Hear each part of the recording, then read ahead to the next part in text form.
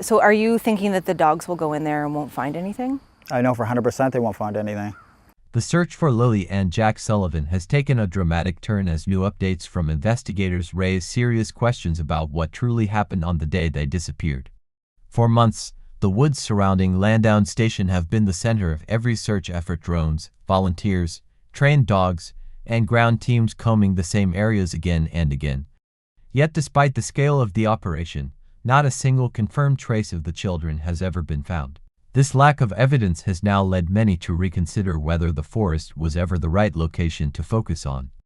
A recent RCMP update confirmed that several items discovered in the area once hoped to be meaningful clues are not relevant to the case. The announcement has shifted momentum and raised uncertainty.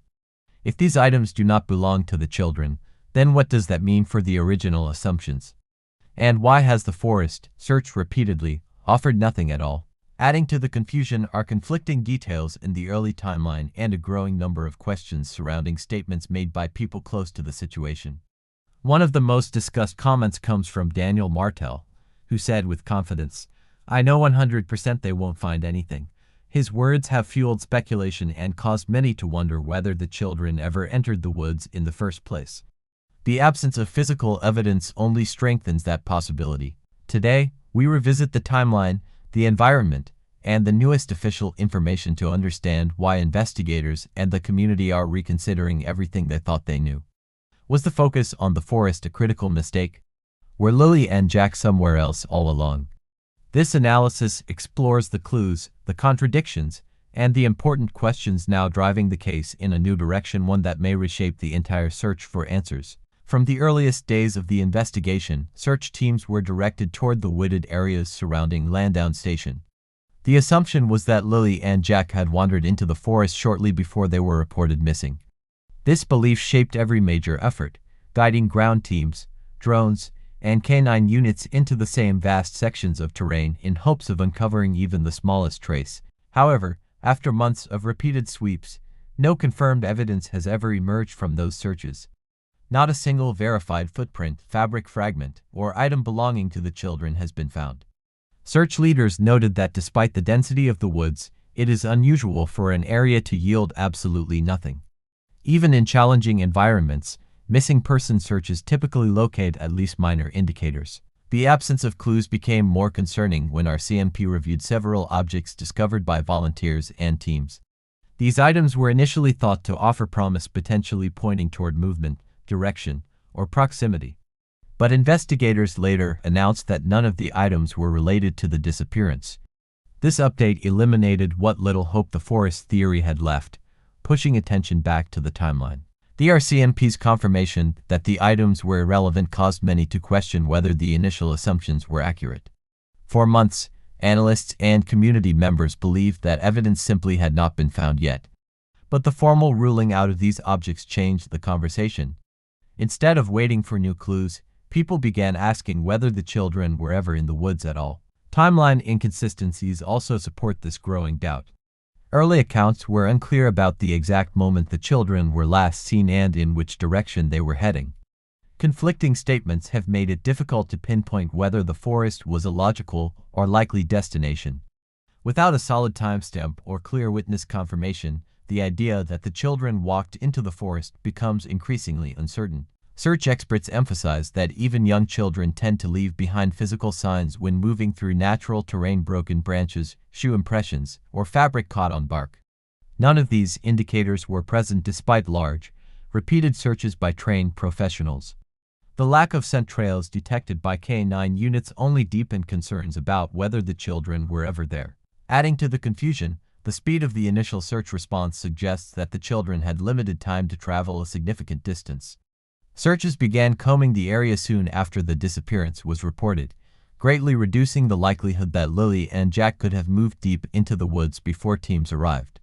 This timeline further challenges the assumption that the forest was the correct focal point. One of the most discussed factors influencing public perception is the statement from Daniel Martel. When asked about the search, he said, "I know 100% they won't find anything." The certainty behind this comment sparked widespread speculation.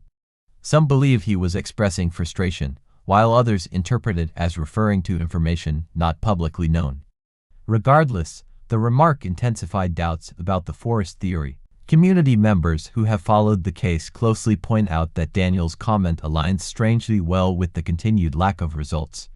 If he believed the children were not in the woods, intentionally or otherwise, his statement may reflect an opinion shared by others involved. It raises important questions. Why would someone feel so confident that the search would fail? What information shaped that belief? RCMP has not publicly commented on Daniel's statement, but investigators have acknowledged the need to reassess early assumptions. The process of re-evaluating a search area is not unusual in long-running cases, yet the complete absence of evidence in this instance makes the reconsideration especially significant. It suggests that initial leads may have been misinterpreted or incomplete. Environmental analysts also reviewed the forest conditions. They confirmed that while the area is moderately dense, it is not so extreme that it could conceal all traces of two missing children. Visibility is limited in some sections, but not to the extent that experienced searches would miss every possible sign. This assessment further weakens the idea that the forest holds the answers. Drone footage gathered over several weeks provided additional insight. Operators reported that the canopy, though thick in places, did not show signs of irregular disturbance. No patches of unusual ground movement, no noticeable shifts in foliage, and no openings consistent with travel paths were identified. These observations match the findings of ground crews who found nothing significant. While the forest was long considered the most logical place to search, the consistency of negative results has pushed investigators to consider alternative locations. Some now believe the children may have traveled in a different direction entirely, possibly toward open fields or residential areas. Others suggest the starting point of the disappearance may have been misinterpreted from the beginning. A critical point raised by independent analysts is that the initial report may have shaped the search too narrowly.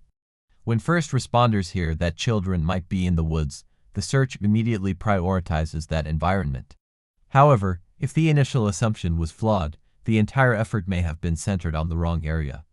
Re-examining this early information is now essential. The idea that Lilly and Jack could have left the area through an alternative route is becoming increasingly plausible. Children can sometimes follow paths that adults overlook, especially if they feel curious or uncertain. Without clear evidence pointing toward the forest, other routes, roads, clearings, or nearby properties must now be considered with equal or greater urgency. Volunteers who joined the search efforts reported that the forest terrain is surprisingly accessible. Many adults and teenagers who participated expressed shock that such an extensively searched area produced no clues at all. Their first-hand experience contributes to the growing belief that the children may never have been inside the woods, despite early assumptions. Media outlets covering the case have also shifted their tone. Early coverage emphasized the forest and the ongoing search efforts within it, but more recent reports highlight the uncertainty surrounding the initial theory. Journalists are now citing official updates, expert opinions, and the lack of progress as reasons for reevaluating the narrative of the children entering the woods. Investigators continue to maintain a broad approach, but the momentum is clearly shifting. By ruling out several items, questioning the forest theory, and acknowledging timeline inconsistencies, RCMP officials are signaling an openness to new directions. This shift is crucial, as it may open doors to overlooked leads or witnesses who did not previously think their information was relevant. As the case moves forward, the focus is increasingly on reconstructing the earliest moments of the disappearance. Understanding where the children were, who last saw them, and what evidence supports that timeline is now a top priority. The forest remains part of the investigation, but it is no longer the unquestioned centerpiece it once was. The complete lack of physical evidence from the woods, combined with official updates and conflicting statements, has transformed the direction of the case. What once seemed like the most logical search location is now one of the biggest unanswered questions. With no confirmed trace of Lilly and Jack in the forest, investigators and the community must confront a difficult possibility. The children may never have entered the woods at all. As investigators revisited the earliest details of the disappearance, it became clear that much of the initial information was based on assumption rather than confirmed observation. This has prompted a critical re-examination of where Lilly and Jack were last reliably seen. Without a solid visual confirmation, the foundation of the forest search becomes far less secure.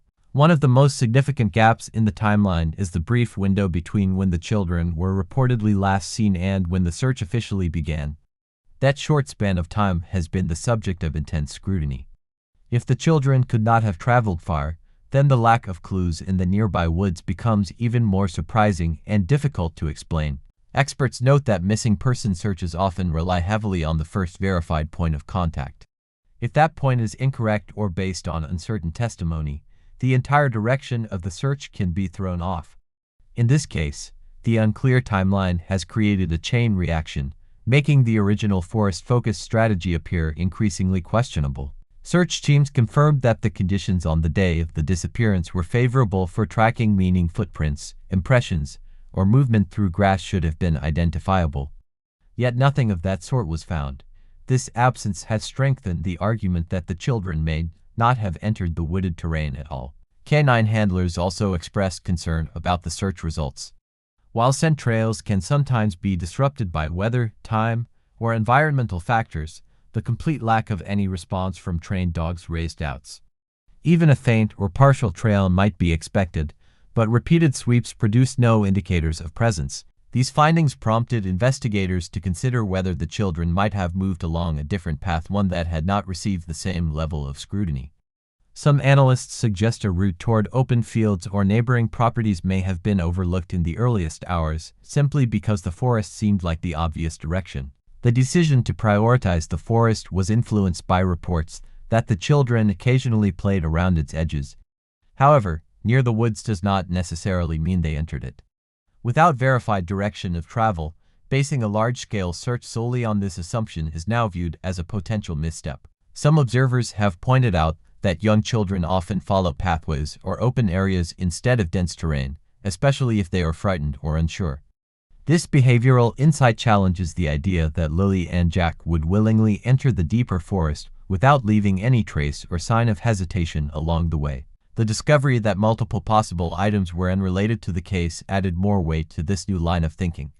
Each time investigators ruled out an object, it further reinforced the belief that the forest may never have been the correct focus. With nothing tying the children to the area, alternative explanations became more compelling. In addition to physical clues, digital and environmental data were analyzed. Drone videos, GPS logs from search teams, and ground unit mapping were compared to ensure no area had been overlooked. The results confirmed extensive coverage of the woods, leaving few if any significant blind spots. Yet even with this thorough approach, no new evidence surfaced. This thoroughness makes the lack of results even harder to reconcile.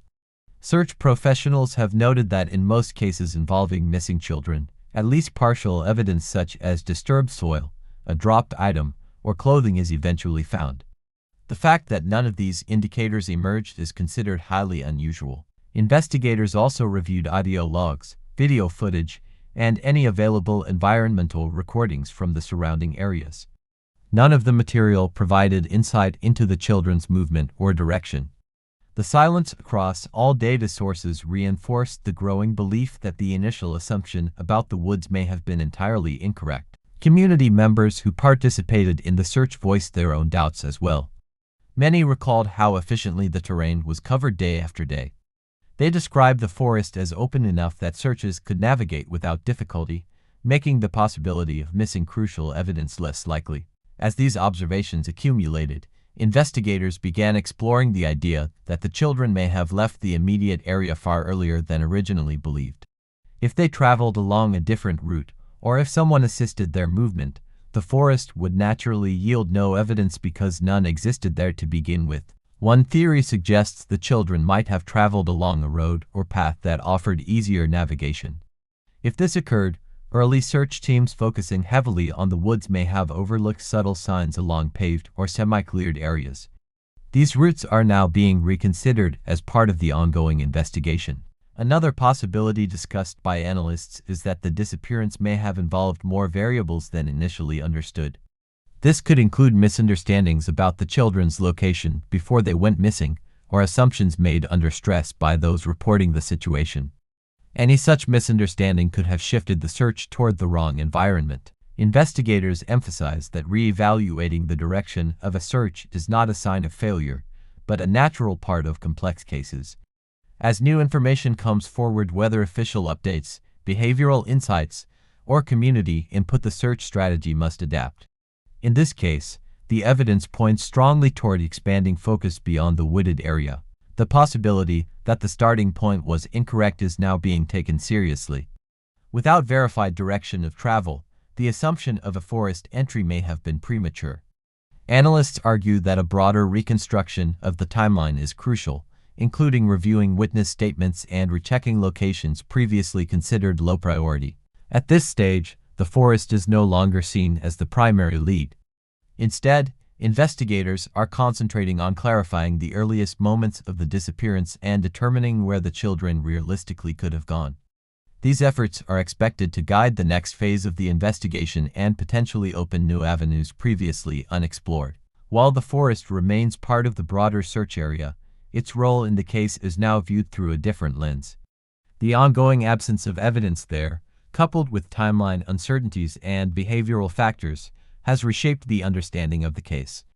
Increasingly, both investigators and the community are facing the unsettling possibility that Lilly and Jack may never have entered the woods at all. As investigators expanded their review of the case, the absence of evidence in the woods began to take on new meaning. At first, it was simply puzzling. But over time, the silence of the forest became one of the most compelling indicators that the initial theory might have been flawed. Every additional day without new findings pushed analysts to reconsider the entire search narrative. The shift in perspective was not sudden, but gradual. With each negative search result, doubts grew. Experts who initially supported the forest theory began acknowledging the unusual nature of the situation. It is rare for an area searched this extensively to produce nothing. Even in difficult terrain, signs usually emerge, yet here, they did not. This lack of evidence became especially significant after RCMP confirmed that the items discovered during earlier search efforts were not connected to the case. What had once been viewed as potential breakthroughs were now dismissed as unrelated. This left the investigation with fewer leads and placed even greater pressure on understanding what truly happened in the critical early moments. Attention soon turned back to the timeline, as investigators sought to verify each step leading up to the disappearance. With inconsistencies in reported sightings and uncertainty about the children's last known position, the forest theory began to lose its foundation. The investigation needed a direction grounded in verified facts rather than assumptions. Complicating matters further was the growing focus on statements made by individuals close to the situation. Daniel Martel's now widely discussed comment, "I know 100% they won't find anything," continued to spark debate. His confidence raised questions about what he believed had happened and whether his perspective was based on personal insight or frustration with the ongoing search. While investigators have not publicly addressed Daniel's remark, the community has struggled to interpret it. Some argue he may have been expressing emotional exhaustion. Others believe his certainty could stem from information not widely known. Regardless of interpretation, his comment aligns with the ongoing absence of evidence in the woods, fueling further speculation. Community discussions also highlight a growing disconnect between early reports and the reality uncovered through search efforts. The initial belief that the children headed into the wooded area was never supported by strong evidence. Now, as the investigation matures, the weight of that assumption appears increasingly questionable and unsupported. Media coverage has played a significant role in shaping public perception.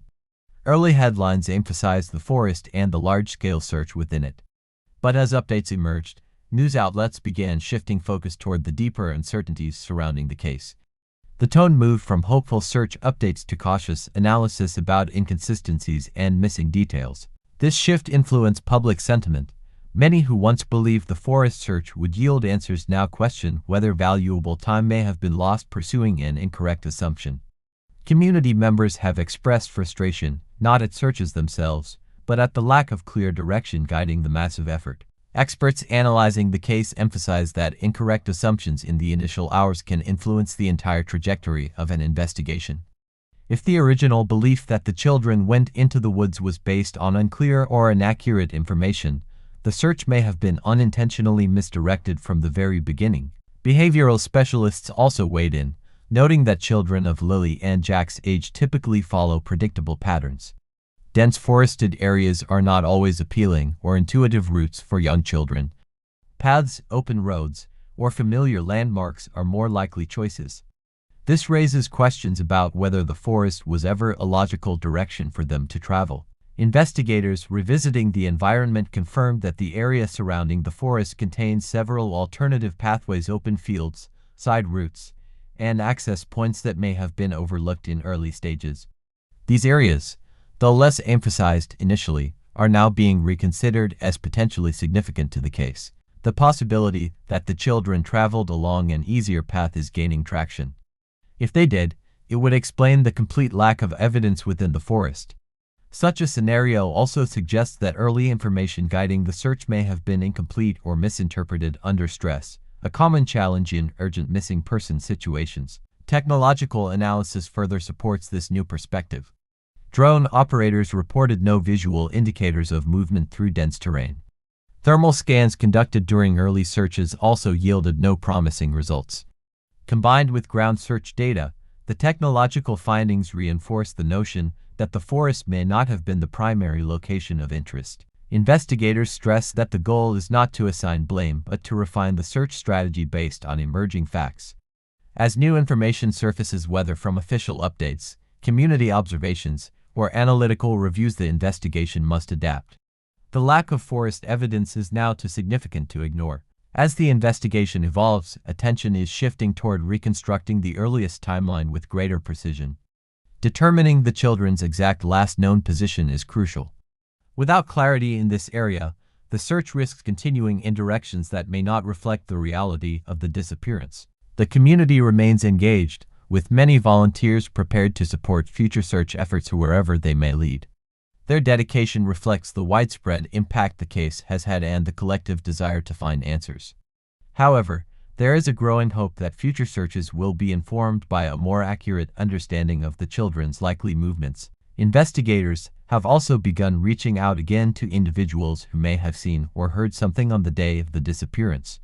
Even small details, previously believed irrelevant due to the forest-focused search, are now being reconsidered.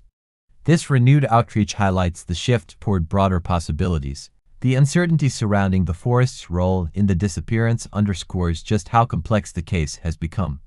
Every unanswered question adds weight to the theory that the children may have taken a different route or that the original assumptions may have overshadowed critical alternative possibilities. As doubts about the forest theory continue to grow, investigators and the public are preparing for a more expansive phase of the investigation.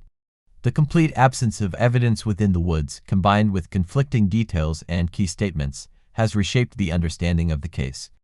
Increasingly, it appears possible that Lilly and Jack were never in the forest to begin with. As the investigation enters its next stage, one of the most important developments is the reconsideration of the starting point, the place from which the children were believed to have disappeared. For months, this point guided every search decision.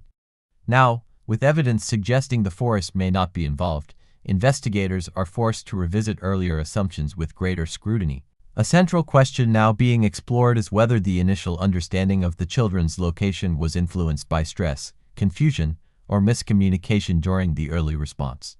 Investigators acknowledge that high-pressure moments can lead to unintentional inaccuracies, which can later shape an entire search strategy in the wrong direction. Witness interviews are being reevaluated with a fresh perspective. Comments that were once considered irrelevant, such as sightings near open fields or along nearby access roads, are now being viewed as potentially significant.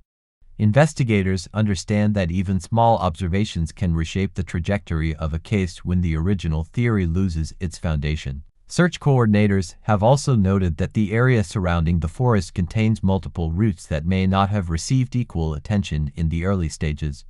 Some of these paths are more accessible and easier for young children to navigate, making them plausible locations to re-examine in light of the current developments. Environmental reviews have highlighted that the terrain surrounding the residential areas offers fewer obstacles than the deeper woods. Children wandering into open fields or following familiar routes would likely leave behind visible indicators, such as footprints or disturbed grass signs that may have been overlooked if focus was placed too heavily on the forest. Another key aspect being reassessed is the time gap between the children's last known moment and the initiation of search efforts. Although the window appears short, investigators now consider the possibility that the children could have moved in a direction not initially anticipated, altering the expected search pattern entirely. Technical specialists have begun analyzing the broader geographical layout, comparing likely travel paths based on age, behavior, and environmental conditions. Their work indicates that the forest, while nearby, is not necessarily the most intuitive or attractive direction for young children, especially if alternative paths appear easier or more familiar. Mapping software used during the investigation has been updated to include new layers of information, such as community observations, updated terrain scans, and reviewed search logs. These additions allow investigators to identify areas that require renewed attention, particularly locations previously overlooked due to the early forest-focused approach. Search volunteers have also shared feedback on areas they believe deserve a second look. Their first-hand experience with the terrain gives them unique insight into potential pathways children might choose. Many volunteers have expressed strong belief that the children may have followed a more open route rather than heading into dense forest. Media discussions have increasingly highlighted these alternative possibilities. Journalists covering the case now emphasize the complexity of reconstructing early events and the importance of revisiting initial assumptions. This broader perspective has encouraged more people to come forward with information they previously considered unimportant. Investigators are also reviewing statements from individuals close to the situation. While not drawing conclusions, they acknowledge that certain comments, especially those expressing certainty about the forest search, may offer insight into how early assumptions were formed. These statements are not treated as evidence, but as context that may help guide the investigation. As the case evolves, RCMP has expanded communication with specialists who analyze missing person movement patterns. These experts focus on how children behave when confused, curious, or seeking familiar spaces. Their findings suggest that the children may have been more likely to move toward areas with clear visibility rather than into deeper forest. The investigation is now incorporating a wider range of environmental data, including updated aerial scans and ground imagery. This data helps analysts compare the early search coverage to current conditions, ensuring that no potential clues were missed due to natural changes in terrain over time. New theories have emerged regarding possible routes the children could have taken. Some scenarios involve paths leading away from wooded terrain, while others focus on the possibility that the children might have followed an unexpected direction due to curiosity or distraction. Each theory is carefully evaluated to avoid repeating early mistakes. Community concern has grown as more people question whether the initial search focus may have been too narrow. While the forest was initially seen as the most likely area, many now believe that diversifying the search could have increased the chances of discovering meaningful evidence in the early stages. Investigators stress that expanding the scope of the search does not imply fault in the initial efforts. Instead, it reflects a natural progression in cases where early assumptions may not align with emerging evidence.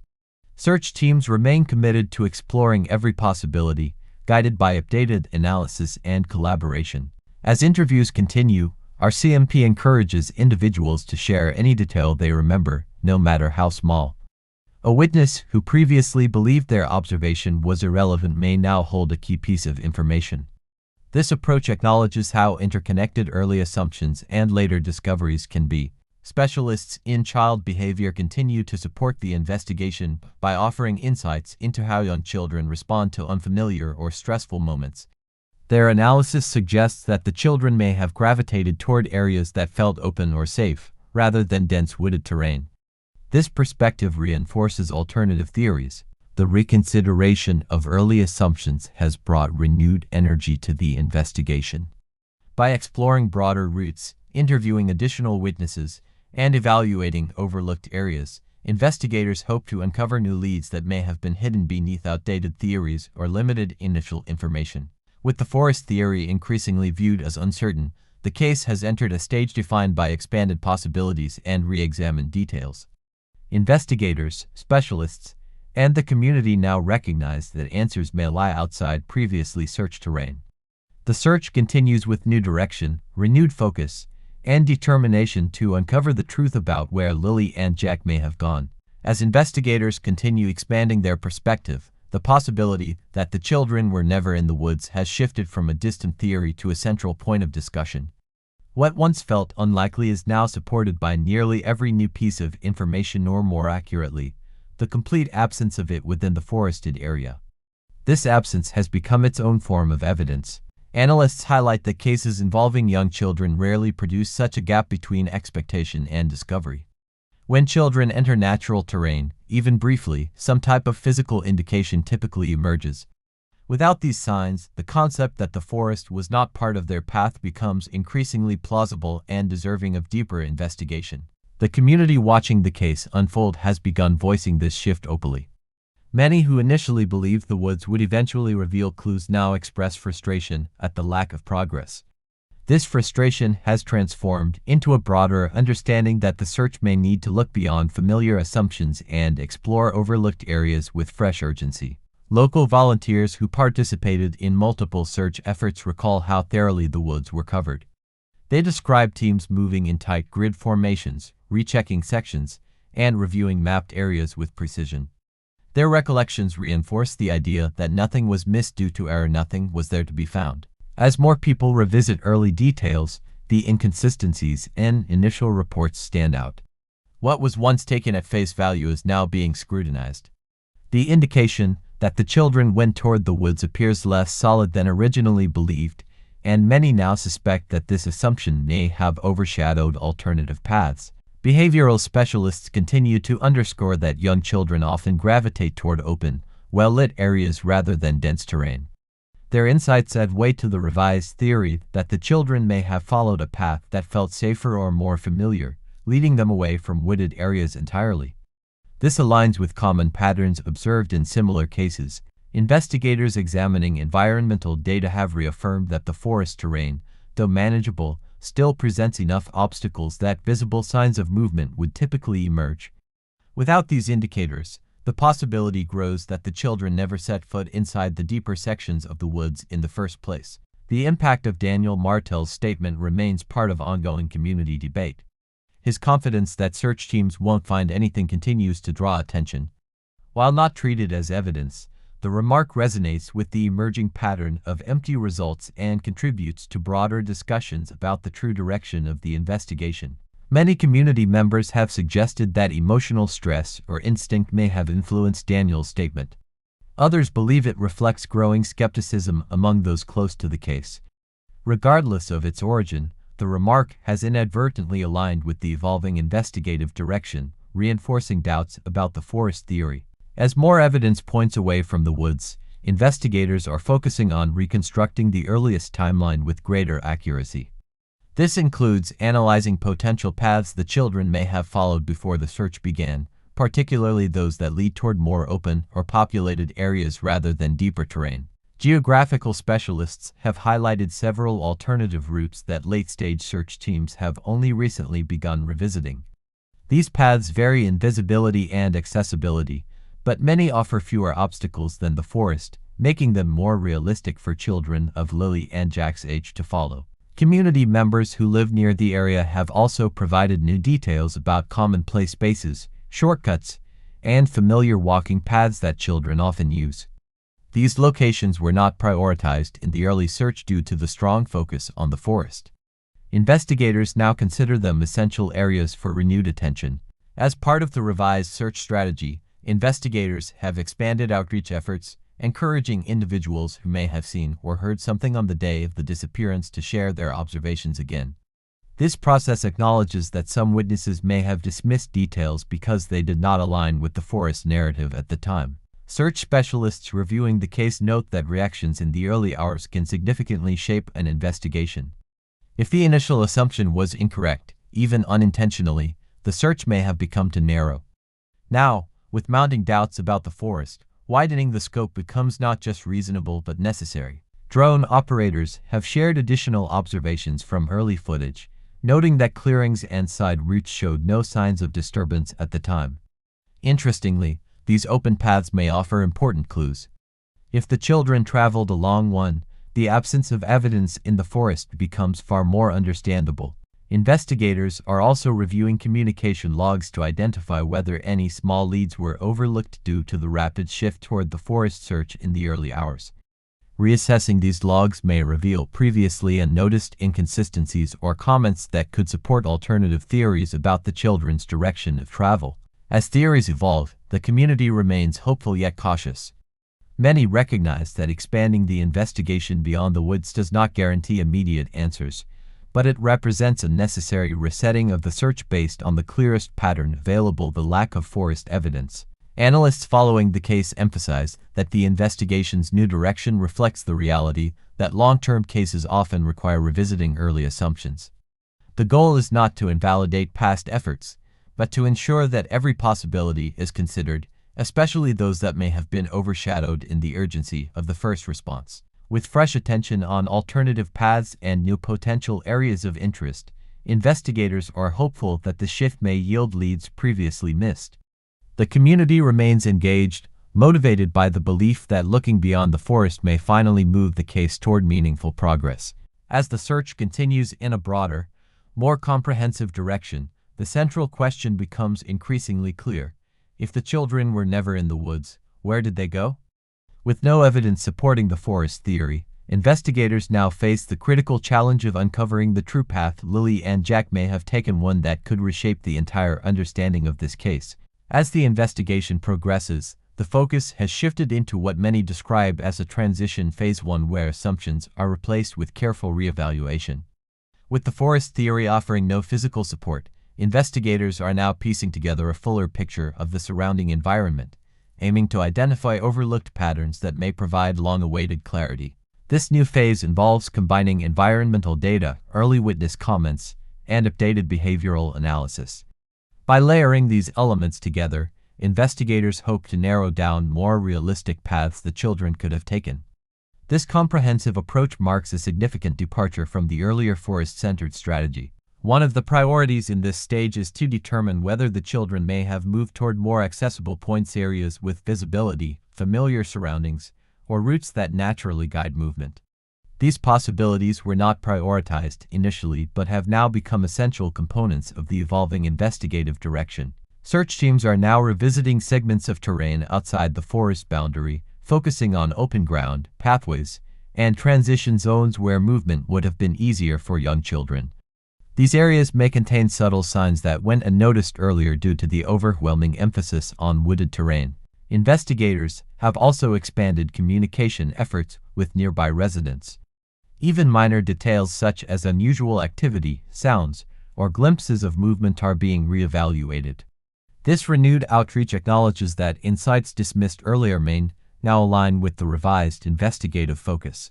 Environmental specialists have been reviewing growth patterns, weather conditions, and natural shifts in the terrain since the disappearance. Seasonal changes can reveal or conceal potential indicators, and investigators want to ensure no clue was covered or altered over time that could help clarify what occurred. The broader search now includes a careful analysis of access points around the area. These include locations where children could have walked freely or where they may have unintentionally followed a path leading them away from the forest. Each possibility is weighed against known behavioral tendencies of children their age. Technology continues to play an essential role. Updated drone footage, enhanced mapping tools, and refined tracking models help create a clearer overview of the landscape. This digital reconstruction enables investigators to examine the environment with increased accuracy, catching nuances that may have been overlooked during physical searches. As more layers of information are reviewed, the initial assumption that the children entered the woods becomes increasingly difficult to support. Every update reinforces the same conclusion. The absence of physical evidence in the forest is not simply unusual, it is highly inconsistent with typical missing child patterns. Investigators emphasize that the lack of evidence does not indicate the children's fate but rather redefines the most likely locations that should be examined. This distinction is crucial. The investigation remains open and active, and expanding the search boundaries is a necessary step in moving it forward. Community members continue to show strong support for ongoing efforts.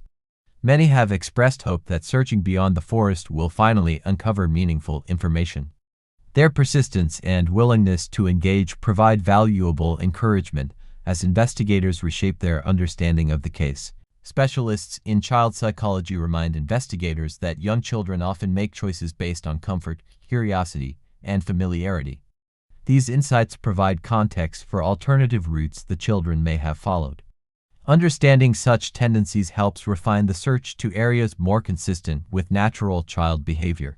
As part of this analysis, investigators are also reviewing regional landmarks that children might find visually interesting or comforting, such as open spaces, bright structures, or familiar points of reference.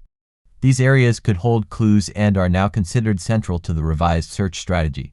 RCMP has acknowledged the complexity of the case and the importance of adjusting search efforts in response to new findings. Their commitment to thoroughness is evident in the decision to revisit earlier stages and broaden the scope beyond where initial assumptions may have unintentionally limited the investigation. Community discussions reflect a sense of renewed direction. While unanswered questions remain, shifting focus away from the woods has given many a renewed sense of possibility. Instead of relying on a single theory, investigators and analysts are now exploring multiple scenarios based on updated data and refined understanding. This expanded approach also supports the idea that clues may exist in places previously considered less important. By reassessing these areas, investigators aim to uncover subtle indicators, no matter how small, that could help reconstruct the children's path and provide clarity that the forest could not. The search now incorporates multidisciplinary collaboration, with experts from various fields contributing new perspectives. Environmental analysts, behavioral specialists, data technicians, and search coordinators work together to create a more complete and accurate reconstruction of events. This collaborative environment reinforces the importance of leaving no possibility unexamined. Whether the children traveled along a path, wandered into an open area, or moved toward a familiar landmark, investigators remain committed to identifying the clues necessary to understand their true direction. As the investigation continues, the primary goal remains unchanged: to uncover reliable information that can guide the search forward. The shift away from the forest is not a step backward, but a renewed commitment to finding the most accurate explanation by following the evidence, wherever it leads. The growing consensus that Lilly and Jack may never have entered the woods has transformed the case. While the forest is no longer seen as the central key, the investigation continues with expanded direction, renewed focus, and persistent hope. The next steps lie in exploring the broader environment, where answers may finally begin to emerge. As investigators broaden their focus, one of the most important tasks is identifying which areas hold the highest potential for new information. This requires analyzing natural movement patterns, environmental conditions, and paths that align with the revised understanding of how the children might have traveled. Search coordinators are now mapping out regions that may not have been explored extensively during the early phases. These include transitional zones, areas between homes, clearings, and open ground that could provide subtle but meaningful indicators. Such locations often contain small clues easily missed in large-scale efforts. Community members have shared observations about footpaths commonly used by children in the area. These paths, running between properties or toward open spaces, may not have been emphasized earlier due to the dominant forest theory. Now, they represent valuable leads that align with updated behavioral analysis. Investigators are also looking closely at the physical layout of the region. Small dips, slopes, and naturally guiding lines in the landscape can subtly influence the direction children choose. These features may point toward areas that were underestimated early on simply because they did not match the initial narrative. Environmental experts note that children often follow the simplest route, particularly when moving through unfamiliar surroundings. This means they may avoid obstacles and gravitate toward open, visible areas, which strongly contradicts the idea that the children intentionally walked deep into wooded terrain. To assist in this assessment, specialists have begun reconstructing likely movement corridors based on topography and access points. These models help identify directional patterns that make sense for young children, especially ones that steer them away from more challenging or obstructed terrain like the forest. Meanwhile, investigators continue reviewing search team footage uploaded during the earliest phases.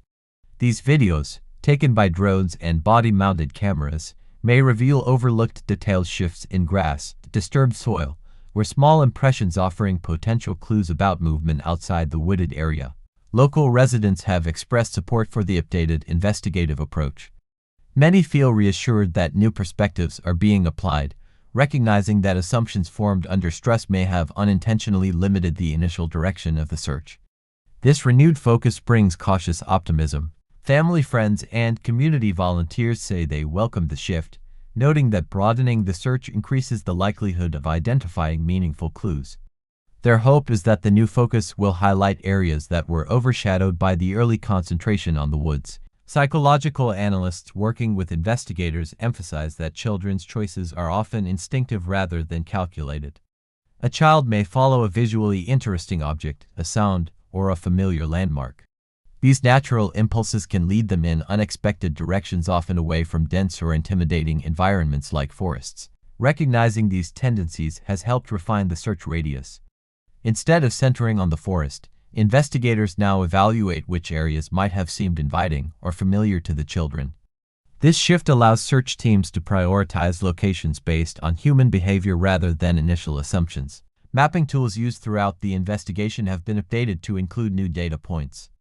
These include reports from residents, drone observations, and analysis of routes commonly used in the community. These detailed layers help search planners identify where subtle signs might be present. As investigators revisit these regions, they approach them with a different mindset.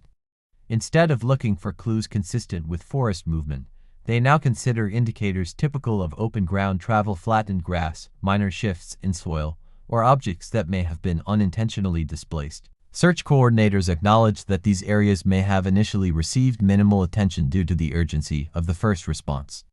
Now, with more time and a clearer understanding of the case's direction, each space is examined carefully, using both human expertise and technology to ensure nothing is overlooked. Some investigators believe the answer lies in the subtle spaces between residential zones and open ground areas that children can easily access but adults might underestimate as part of a search. These zones are now being treated as high priority for detailed review. Drones equipped with updated imaging tools continue to support these efforts by scanning terrain changes over time. By comparing older footage with new images, analysts can detect differences that may indicate past movement or activity previously unnoticed due to vegetation growth. The ongoing uncertainty surrounding the forest theory has encouraged more individuals to step forward with potential information. Some residents have shared memories of movement or sounds from the day of the disappearance that they previously believed irrelevant. These accounts are now being reevaluated. As the investigation widens, it remains guided by the same central goal: to find the most accurate explanation grounded in evidence. Exploring alternative paths reflects a renewed commitment to following facts instead of assumptions, a crucial step in complex missing child investigations. Investigators emphasize that every possibility must be treated seriously. Whether the children moved toward an open area, followed a familiar path, or encountered an unexpected situation, each scenario is considered with equal weight. This balanced approach aims to ensure no lead is excluded prematurely. The growing belief that Lilly and Jack may never have been in the woods has fundamentally reshaped the investigation. With broadened search efforts, renewed community involvement, and refined behavioral insights, investigators continue their work determined to uncover the true path the children may have taken and the answers the forest could not provide. As the investigation continues to evolve, the case of Lilly and Jack Sullivan remains filled with uncertainty, unanswered questions, and shifting possibilities. What began as a search centered almost entirely on the nearby woods has now expanded into a broader effort shaped by new insights and updated analysis. With no confirmed evidence found in the forest and growing doubts about the original assumptions, investigators are moving toward a more comprehensive approach, one that looks beyond familiar narratives and into every realistic path the children may have taken. This moment marks an important turning point.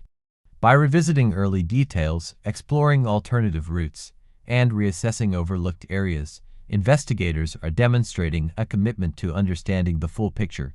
The community continues to watch closely, hoping that the next phase of the search will bring clearer direction. While the path forward remains uncertain, the effort to piece together accurate information has never been stronger. Every step in this renewed process reflects the determination to uncover the truth with care and precision. For those following the case, continued awareness is essential. Each update adds another piece to a complex puzzle, and every perspective helps keep attention on the details that matter. By staying informed and engaged, viewers contribute to a wider collective understanding, one that supports careful analysis and encourages thoughtful discussion. As new developments emerge, Crime Wisp will continue to provide clear, balanced coverage that focuses on verified information and meaningful insight. If you want ongoing updates, deeper examinations, and clear breakdowns of developing cases, make sure you stay connected with Crime Wisp. Subscribe to the channel, turn on notifications, and share your thoughts respectfully in the comments below. Your engagement helps support independent reporting and ensures important stories remain in the public eye. Thank you for watching, thank you for caring, and stay with Crime Wisp as we continue to follow this case with focus, clarity, and dedication.